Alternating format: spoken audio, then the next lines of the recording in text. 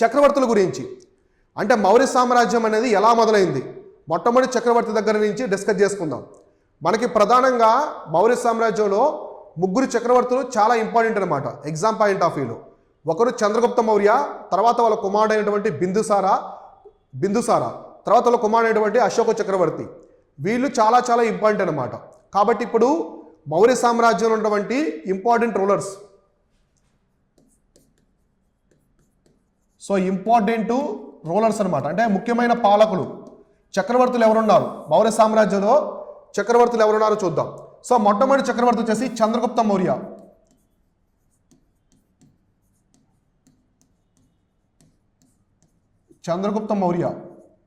So Chandragupta Maurya 322 నుంచి 298 BC వరకు, so 298 BC వరకు పరిపాలించాడు. ఎవరు? చంద్రగుప్త మౌర్య పరిపాలించాడు అనమాట. అసలు చంద్రగుప్త మౌర్య ఎలా మౌర్య సామ్రాజ్యాన్ని స్థాపించాడు? సో చంద్రగుప్త మౌర్య ఇక్కడ వచ్చేసి ఏంటంటే ఈయన ఫౌండర్ ఆఫ్ ది ఎంపైర్ అనమాట, అంటే రాజ్య స్థాపకుడు. ఈ మౌర్య సామ్రాజ్యాన్ని స్థాపించినటువంటి ఫౌండర్ ఆఫ్ ది ఎంపైర్ అనమాట. So founder of the empire, so founder of empire ఎవరంటే చంద్రగుప్త మౌర్య. అయితే ఎలా ఈ మౌర్య సామ్రాజ్యాన్ని స్థాపించాడంటే, సో ఇక్కడ చూడండి, ఈ పాయింట్ చూడండి, laid foundation of the Mauryan empire ఇది 322 BCE with the help of Chanakya. అంటే ఈ యొక్క చాణుక్యుడి సహాయంతో, చాణుక్యుడి యొక్క సహాయంతో ధనానందుడు మగధ సామ్రాజ్యాన్ని, ఇందా మనం ఇంట్రడక్షన్లో చెప్పుకున్నట్టు ధనానందుడు మగధ సామ్రాజ్యాన్ని పరిపాలిస్తూ ఉంటాడు. సో మగధను పరిపాలిస్తూ ఉంటాడు. ఈ ధనానందుడు ఎవరు? నందా వంశానికి సంబంధించినటువంటి చక్రవర్తి అనమాట. ధనానందుని మీదకి వరుస యుద్ధాలు చేస్తాడు చంద్రగుప్త మౌర్య. అంటే చంద్రగుప్త మౌర్యకి చాణుక్యుడు అన్ని యుద్ధ కళలను నేర్పించాడు. యుద్ధ నైపుణ్యము, అడ్మినిస్ట్రేషన్ ఎలా ఉండాలి, యుద్ధ లౌక్యము, సైనిక వ్యవస్థ ఎలా ఉండాలి. ఇలా చంద్రగుప్త మౌర్య ఒక పెద్ద సైన్యాన్ని ఏర్పాటు చేసుకొని ధనానందుడు మగధ సామ్రాజ్య చక్రవర్తి అయినటువంటి ధనానందుడి మీదకి వరుస యుద్ధాలు చేశాడు, వరుసగా అటాక్ చేశాడు ఫ్రీక్వెంట్గా. దీంతో ధనానందుడి యొక్క సైన్యం అనేది బలహీనపడిపోయి ఓడిపోయాడు అనమాట. ధనానందుడు ఓడిపోతాడు. దీంతో మగధ సామ్రాజ్యం అనేది అంతమైపోయి మౌర్య సామ్రాజ్యం వచ్చింది. కాబట్టి ఇప్పుడు చక్రవర్తి ఎవరు? చంద్రగుప్త మౌర్య. కాబట్టి ఈ విధంగా చంద్రగుప్త మౌర్య మౌర్య సామ్రాజ్య స్థాపకుడైతే అయ్యాడనమాట. అయితే ఈయన కాలంలో గ్రీకులు ఉన్నారు, అవునా కదా? ఇప్పుడు ధనానందుడి కాలంలోనే అలెగ్జాండర్ వచ్చాడు. అలెగ్జాండర్ యొక్క కమాండర్ ఎవరున్నారు? సెల్యూకస్ నికేటర్ ఉన్నాడు కదా, అతను సింధు ఆ ప్రాంతాన్ని పరిపాలించుకుంటూ ఉంటాడు, అక్కడే ఉంటాడు. ఇక్కడ మాత్రం అధికారం మారిపోతుంది. మగధ సామ్రాజ్యం అంతమైపోయి మౌర్య సామ్రాజ్యం వస్తుంది మన ఇండియాలో. ఆ నార్త్ వెస్టర్న్ ఇండియా పార్ట్లో సింధు తక్షశిల ఆ ప్రాంతంలో గ్రీకులు ఉంటారు. కాబట్టి ఇక్కడ ఎగ్జాక్ట్గా మీరు చూసుకుంటే మ్యాప్ చూద్దాం, ఇండియా మ్యాప్. సో ఇది ఇండియా అనుకోండి, ఇదంతా కూడా ఏంటి? సో ఇది వచ్చేసి మౌర్య సామ్రాజ్యం. ఇక్కడ మాత్రం గ్రీకు సామ్రాజ్యం ఉంది. ఇంకా ఇక్కడ గ్రీకు సామ్రాజ్యం ఉంది. అంటే ఇక్కడ సెల్యూకస్ నికేటర్ పరిపాలిస్తున్నాడు, ఇక్కడ చంద్రగుప్త మౌర్య ఉన్నాడు. అంటే సెల్యూకస్ నికేటరు, అలెగ్జాండర్ యొక్క కమాండరు, అలానే చంద్రగుప్త మౌర్య ఒకే కాలంలో పరిపాలన చేస్తున్నారు. అర్థమైందా? కాబట్టి గ్రీకులు వాళ్ళ యొక్క సాహిత్యంలో, గ్రీకులు రాసుకున్న సాహిత్యము అంటే వాళ్ళు ఏ ప్రాంతాలు జయించారు, ఎటువంటి రాజులతో పోరాడారు, ఆ సాహిత్యంలో చంద్రగుప్త మౌర్యని ఏమని పిలిచారంటే శాండ్ర కొట్టాస్ అని పిలిచారు. చాలా చాలా ఇంపార్టెంట్ ఎగ్జామినేషన్ పాయింట్ ఆఫ్ వ్యూలో. ఏమని పిలిచారంట? శాండ్ర కొట్టాస్. శాండ్ర కొట్టాస్ అని ఎవరు పిలిచారు? గ్రీకులని. సో గ్రీకులు పిలిచారనమాట. గ్రీకులు పిలిచారు ఎవరిని? ఈ యొక్క చంద్రగుప్త మౌర్యాన్ని. ఎందుకంటే ఈ సింధు నార్త్ వెస్టర్న్ ఇండియాలో గ్రీకులు ఉన్నప్పుడు చంద్రగుప్త మౌర్య ధనానందుడి మీదకి వరుస యుద్ధాలు చేసి ఓడించి మగధ సామ్రాజ్యాన్ని తీసేసి కంప్లీట్గా మౌర్య సామ్రాజ్యం తీసుకొచ్చాడు. దీని అంతా కూడా గమనిస్తున్నారు ఎవరు? గ్రీకులు. కాబట్టి గ్రీకులు వాళ్ళ సాహిత్యంలో చంద్రగుప్త మౌర్యని ఎవరు పిలిచారంటే శాండ్ర కొట్టాస్ అని చెప్పేసి పిలిచారు. ఇలా ధనానందుని ఓడించి మౌర్య సామ్రాజ్యాన్ని చాణక్యుడి సహాయంతో స్థాపించాడు చంద్రగుప్త మౌర్య. ఓకేనా? అయితే ఇక్కడ వెరీ వెరీ ఇంపార్టెంట్ పాయింట్ ఏంటంటే మౌర్యులకు సంబంధించి first unification of north India, అంటే ఉత్తర భారతదేశం మొత్తాన్ని ఏకం చేసి పాలించిన మొట్టమొదటి రాజవంశం ఉత్తర భారతదేశం. మీరు చూడండి, ఇప్పుడు మగధ సామ్రాజ్యం కొంత ప్రాంతానికే పరిమితమైంది, కానీ మౌర్య సామ్రాజ్యం అనేది నార్త్ ఇండియా మొత్తాన్ని, ఉత్తర భారతదేశం మొత్తాన్ని ఏకం చేసి పాలించిన మొట్టమొదటి రాజవంశమే మౌర్య వంశం. మొట్టమొదటి సామ్రాజ్యం కూడా మౌర్య సామ్రాజ్యమే. అర్థమైందా? దక్షిణ భారతదేశం కాదు, ఉత్తర భారతదేశం మొత్తం. ఇప్పటికి మనకి బింబిసార, అజాతశత్రు, ఆ శిశునాగ, కాలాశోకుడు, ఇంకెవరు కూడా మహాపద్మనంద, ధనానంద ఎవరు కూడా నార్త్ ఇండియా మొత్తాన్ని ఏకం చేసి పరిపాలించలేదు. కొంత భాగం మాత్రమే పరిపాలించారు. కానీ చంద్రగుప్త మౌర్య వచ్చిన తర్వాత ఈ మౌర్య సామ్రాజ్యం అనేది మొత్తం నార్త్ ఇండియా మొత్తాన్ని ఏకం చేసి పాలించింది. అర్థమైందా? కాబట్టి ఇది ఎగ్జామ్ పాయింట్ ఆఫ్ వ్యూలో చాలా crucial point. Next the umpire, అంటే ఇప్పుడు మౌర్య సామ్రాజ్యం అనేది ఎంత పెద్ద మొత్తంలో ఉండేది చంద్రగుప్తుడి కాలంలో. చంద్రగుప్త మౌర్య కాలంలో ఈ మౌర్య సామ్రాజ్యం అనేది ప్రెజెంట్ డే ఉన్నటువంటి ఏ ప్లేస్లో ఉన్నదంటే ఎస్పెషల్లీ మనకి Bihar, Nepal, northern western India and the Deccan, ఈ ప్రాంతాలు అనమాట. ప్రధానంగా మనం చూసుకుంటే బీహార్, సో బీహారు, నేపాలు, మనకి వాయువ్య భారతదేశం, సో వాయువ్య భారతదేశం ఒకటి, నెక్స్ట్ నార్థన్ ఇండియా ఉత్తర భారతదేశం మొత్తము, ఇంకా దక్కన్ ప్రాంతంలో కూడా, సో దక్కన్, ఈ ప్రాంతాలన్నీ కూడా ఒకప్పటి మౌర్య సామ్రాజ్యంలో భాగాలన్నమాట. దక్కన్ వరకు అంటే మనకి కర్ణాటక, తెలంగాణ, ఆంధ్ర వరకు, సో మొత్తం కంప్లీట్గా ఇవన్నీ కూడా మౌర్య సామ్రాజ్యంలో భాగాలుగా ఉన్నాయి. అలానే ఈ పాయింట్ చూడండి, ఉత్తర భారతదేశం మొత్తాన్ని ఏకం చేసి పాలించిన వంశం కూడా మౌర్య వంశమే. ఇవన్నీ కూడా చంద్రగుప్తుడి కాలంలో జరిగాయి, చంద్రగుప్త మౌర్య యొక్క కాలంలో జరిగాయి అనమాట. కాబట్టి ఈ విధంగా చంద్రగుప్త మౌర్య ఒక పెద్ద సామ్రాజ్యాన్ని ఏర్పాటు చేశాడు, స్థాపించాడు. చాణక్యుడి యొక్క సహాయంతో ఒక పెద్ద సామ్రాజ్యాన్ని స్థాపించాడు. దాన్నే మనం మౌర్య సామ్రాజ్యం, ఆ వంశం వాళ్ళు వచ్చారు కాబట్టి మౌర్య సామ్రాజ్యం అని పిలుస్తున్నాం. ఓకేనా? ఇంకా చంద్రగుప్త మౌర్యకు సంబంధించి చూస్తే ఈయన సింహాసనం ఎప్పుడు అధిష్ఠించాడు? 322, సో 322 BCలో అధిష్ఠించాడు. మళ్ళీ 305 BCలో ఈయన ఒక యుద్ధం చేశాడు. Chandragupta Maurya defeated Seleucus Nicator. ఇందాక మనం ఏం చెప్పుకున్నాము? సో మన ఇండియా ఇలా ఉంటే ఇదంతా కూడా మౌర్య సామ్రాజ్యం. ఇక్కడేముంది? గ్రీక్స్ ఉన్నారు, ఇక్కడ సెల్యూకస్ నికేటర్ ఉన్నాడు, ఇక్కడంతా కూడా చంద్రగుప్త మౌర్య ఉన్నాడు. అర్థమైందా? ఇప్పుడు వీళ్ళిద్దరికి మధ్య యుద్ధం జరిగిందనమాట. ఒక పెద్ద యుద్ధం జరుగుతుంది. ఎప్పుడు? 305 BCలో ఒక యుద్ధం జరిగింది. ఆ యుద్ధంలో సెల్యూకస్ నికేటర్, ఈ సెల్యూకస్ నికేటర్ ఎవరంటే అలెగ్జాండర్ యొక్క కమాండరు, ఇక్కడే పరిపాలించుకుంటూ ఉంటాడు. అలెగ్జాండర్ వెనక్కి వెళ్ళిన తర్వాత ఇతను వెళ్ళడు, ఇతను ఇక్కడే ఉండి పరిపాలించుకుంటూ ఉంటాడు. ఇతన్ని ఓడించాడు, చంద్రగుప్త మౌర్య ఇతన్ని ఓడించాడు అనమాట. నిజానికి సెల్యూకస్ నికేటరు చాలా తక్కువ అంచనా వేస్తాడు, చంద్రగుప్త మౌర్యని చాలా తక్కువ అంచనా వేస్తాడు.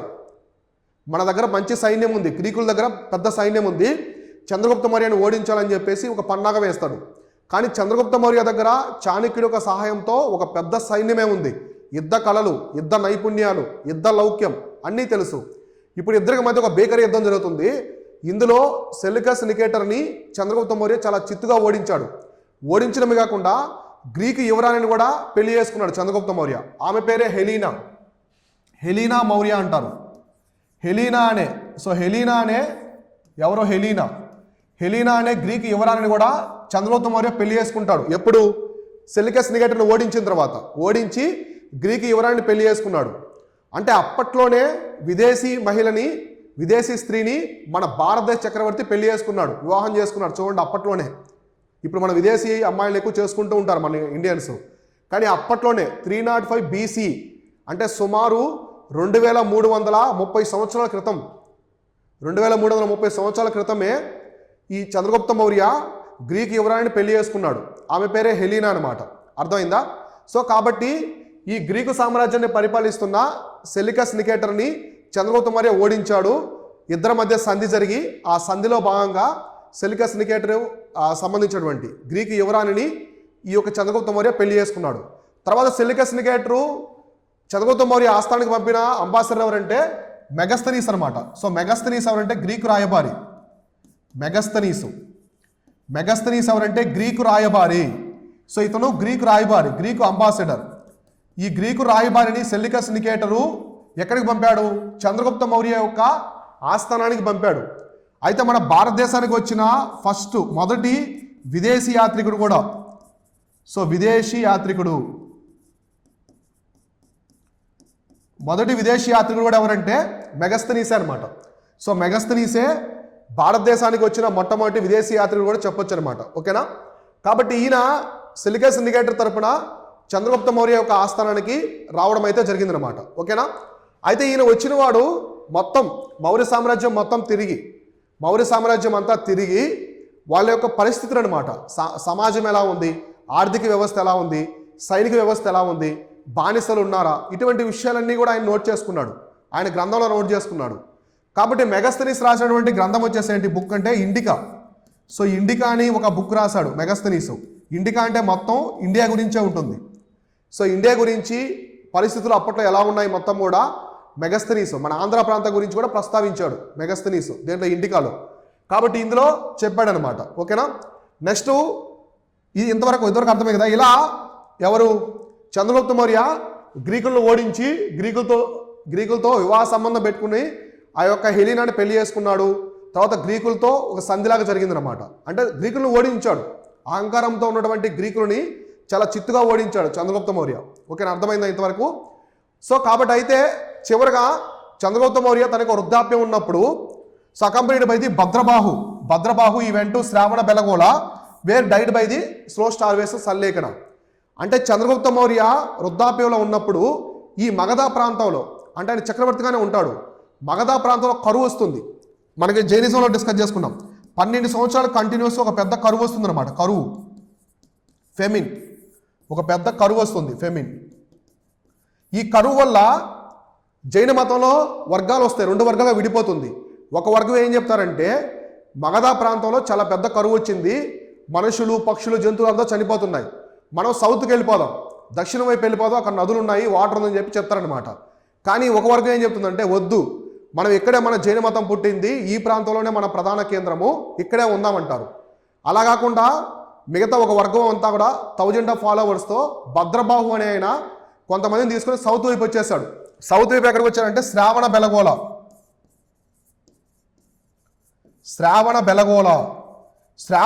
అనే ప్రాంతానికి వచ్చేసారు. కర్ణాటక అనే ప్రాంతానికి, అంటే ఇక్కడి నుంచి బయలుదేరి మగధ సామ్రాజ్యం నుంచి కర్ణాటక వచ్చేసారు శ్రావణ బెలగోళ ప్రాంతానికి. వీళ్ళని తీసుకొచ్చాడు 1000 ఫాలోవర్స్ అనమాట, వేల సంఖ్యలో జైన మతస్థులని లీడర్గా ఉండి తీసుకొచ్చాడు. ఆయన ఎవరంటే భద్రబాహు. తీసుకొచ్చిన పర్సన్ ఎవరంటే భద్రబాహు. సో భద్రబాహు తీసుకొచ్చాడు. ఈ భద్రబాహు తీసుకొచ్చిన జైన వర్గాన్ని ఏమంటారంటే దిగంబర శాఖ అంటారు. దిగంబర శాఖ జైన మతంలో భద్రబాహు ఎవరంటే దిగంబర శాఖకి హెడ్ అనమాట. మరి అక్కడ మిగిలిపోయారు కదా, కొంతమంది ఇక్కడికి వచ్చారు, ఇంకొంతమంది అక్కడే మిగిలిపోయారు. వాళ్ళని ఏమంటారంటే శ్వేతాంబర అంటారు. ఆ శ్వేతాంబరకి హెడ్ ఎవరంటే స్థూలభద్ర అనే అతను శ్వేతాంబర శక్తికి హెడ్ అనమాట. శ్వేతాంబర శాఖకి హెడ్. ఇలా 2 భాగాలుగా విడిపోయింది, దిగంబర శాఖ, శ్వేతాంబర శాఖ. సౌత్కి వచ్చిన వాళ్ళు దక్షిణంకి కర్ణాటక శ్రావణ బెలగోళ వచ్చిన ప్రాంతానికి వచ్చింది ఎవరు? భద్రబాహు అనమాట, దిగంబర శాఖ. అయితే ఇక్కడ పాయింట్ ఏంటంటే చంద్రగుప్త మౌర్య పాటించిన మతం ఏంటంటే జైన మతం. చంద్రగుప్త మౌర్య ఏ మతాన్ని పాటించారంటే జైన మతాన్ని పాటించాడు. ఈయన జైన మతాన్ని స్వీకరించాడు. జైన మతాన్ని స్వీకరించి ఈ భద్రబాహుతో కలిసి ఆయన కూడా శ్రావణ బెలగోళ వచ్చేసాడు. మరి అంత పెద్ద చక్రవర్తి సామ్రాజ్యాన్ని వదిలేసి ఇలా వచ్చేస్తే సామ్రాజ్యం పరిస్థితి ఏంటి? అందుకే చంద్రగుప్త మౌర్య చాలా తెలివిగలవాడు. వాళ్ళ కొడుకుని సింహాసనాన్ని ఎక్కించాడు, వాళ్ళ కొడుకుని పట్టాభిషేకం చేసి చక్రవర్తిగా తను వచ్చేసాడు. కాబట్టి ఇప్పుడు మగధ సామ్రాజ్యం, అదే మౌర్య సామ్రాజ్యం యొక్క చక్రవర్తి ఎవరంటే బిందుసారుడు. బిందుసారుడు. సో బిందుసార ఎవరంటే చంద్రగుప్త మౌర్య యొక్క కొడుకు అనమాట. సో బిందుసారాని మౌర్య చక్రవర్తిగా చేసి ఆయన తన గురువు అయినటువంటి ఈ భద్రబాహు ఎవరంటే చంద్రగుప్త మౌర్య యొక్క గురువు అనమాట. ఆయన జైన మతంలో ప్రోత్సహించి ఆయన యొక్క ప్రభావితులై జైన మతంలో ఉన్నాడు కదా. చంద్రగుప్త మౌర్య యొక్క గురువే భద్రబాహు. ఆయన సహాయంతో ఆయన కూడా వచ్చేసాడు, శ్రావణ బెలగోళ వచ్చేసాడు. వచ్చిన తర్వాత ఆయన వృద్ధాప్యంలో ఒక దీక్ష పూనుకున్నాడు. జైన మతానికి సంబంధించిన ఒక దీక్ష అనమాట, ప్రాక్టీస్ అంటారు దీన్ని, ఉపవాసం లాగా. దాన్ని ఏమంటారంటే సల్లేఖన లేదా సంతార అంటారు. దాన్ని సల్లేఖన లేదా సంతార అంటారు. ఈ దీక్ష తీసుకొని చనిపోయాడు చంద్రగుప్త మౌర్య. ఈ దీక్ష ఏంటంటే జైన మతంలో ఎప్పటికి ఉందన్నమాట, స్టిల్ టుడే. జైన మతంలో వృద్ధాప్యంలో కొంతమంది దేవుడికి అంకితం అవ్వాలని చెప్పేసి వాళ్ళు ఎటువంటి ఆహారము పానీయాలు తీసుకోరు, లిక్విడ్స్ సాలిడ్ ఫుడ్స్ ఏం తీసుకోరు, ఆహారం తీసుకోరు, వాటర్ తీసుకోరు, పానీయాలు లిక్విడ్ కూడా ఏం తీసుకోరు, గాలిని మాత్రమే ఆహారంగా తీసుకొని ధ్యానం చేస్తారు. అంటే వాళ్ళు చనిపోయేంత వరకు, అంటే ఆకలి వేస్తూనే ఉంటుంది, ఆకలిని భరిస్తారు, స్లో స్టార్వేషన్ అనమాట. అంటే ఆకలితో చనిపోతారు చివరికి, ఆ ధ్యానం చేస్తూ చనిపోతారనమాట. అలా చంద్రగుప్త మౌర్య కూడా సల్లేఖన సంతార తీసుకొని చనిపోయాడు. అంత పెద్ద సామ్రాజ్యానికి చక్రవర్తి అయినటువంటి ఆయన మతానికి అంత ఇంపార్టెన్స్ ఇచ్చాడు, జైన మతానికి అంత ప్రాముఖ్యత ఇచ్చాడు. అర్థమైందా? ఇలా చంద్రగుప్త మౌర్య కూడా తన వృద్ధాప్యంలో ఈ సల్లేఖన దీక్ష తీసుకొని చనిపోయాడు అనమాట. ఎక్కడంటే శ్రావణ బెలగోళ, కర్ణాటకలో చనిపోయాడు. అయితే ఆయన చనిపోయే టైంకి అక్కడ ఎవరున్నారు? మౌర్య సామ్రాజ్య చక్రవర్తి గారు ఉన్నారంటే బిందుసారుడు, వాళ్ళ కొడుకు అయినటువంటి బిందుసారుడు చక్రవర్తిగా పెట్టి ఆయన సౌత్కి వచ్చేస్తారు ఆయన గురువుతో కలిసి. కాబట్టి ఇప్పుడు సౌత్లో ఉన్నటువంటి జైనులు ఎక్కువగా మనకి దిగంబర శాఖ ఉంటారు. దిగంబర భద్రబాహుకు సంబంధించినటువంటి దిగంబర శాఖ అనమాట. నార్త్లో మగధల మిగిలిపోయిన వాళ్ళని శ్వేతాంబర శాఖ అంటారు. ఇలా రెండు భాగాలుగా జైన మతం అనేది విడిపోయింది అప్పట్లో, కరువు వల్ల, ఒక కరువు వల్లే విడిపోయింది. ఇది చంద్రగుప్త మౌర్యకి సంబంధించినటువంటి crucial information. Exam point of వ్యూలో ఎక్కడా కూడా ప్రశ్న మిస్ అవ్వకుండా ప్రతి పాయింట్ మీకు క్లియర్గా ఎక్స్ప్లెయిన్ చేశాను. ఇవన్నీ జాగ్రత్తగా నోట్ చేసుకోండి.